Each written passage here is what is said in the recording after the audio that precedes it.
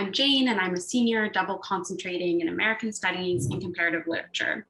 And this year I'll be writing a thesis in American Studies about a recently repealed New York state law that banned the wearing of masks in public.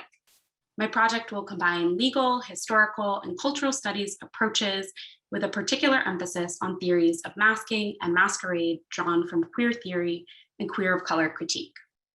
The most recent version of the law in question defines a loitering person as someone who, being masked or in any manner disguised by unusual or unnatural attire or facial alteration, loiters, remains, or congregates in a public place with other persons so masked or disguised, except that such conduct is not unlawful when it occurs in connection with a masquerade party or like entertainment. The first version of this law was established in 1845 after a group of white tenant farmers dressed up as Native Americans and donned masks to assault police officers anonymously.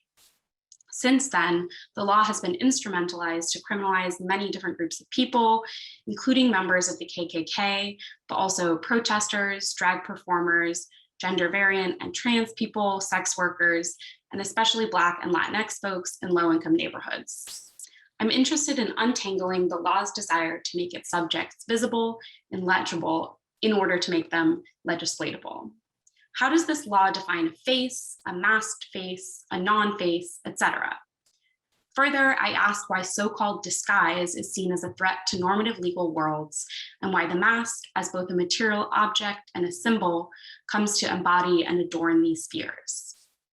Moreover, I seek to understand whether excess, opacity, and refusal, as qualities sometimes produced by masking, can be rewritten and revalued as radical modes of critique, freedom, and survival. The first seeds of this project were planted when I was enrolled in a class called Masquerade as Critique, which was taught by a former Pembroke Fellow, Leah Perez.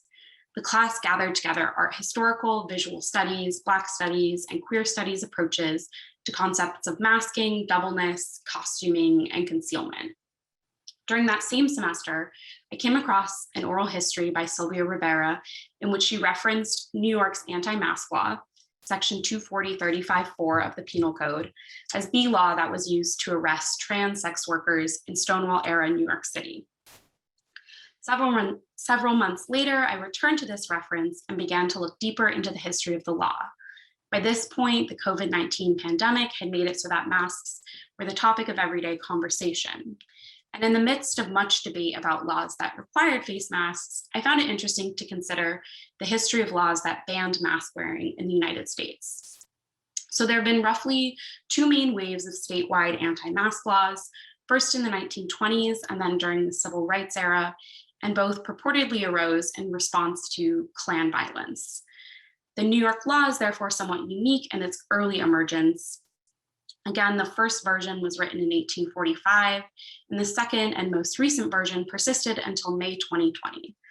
At this point, in May 2020, New York Attorney General Letitia James called for the law's repeal, stating that the banning of public mask wearing conflicted with the state's new mask mandate. So my research attempts to bridge the historical dimensions of the law with these contemporary politics of the mask, particularly in regards to the law's criminalization of drag, gender variance, and various forms of protest. Thank you all so much for listening.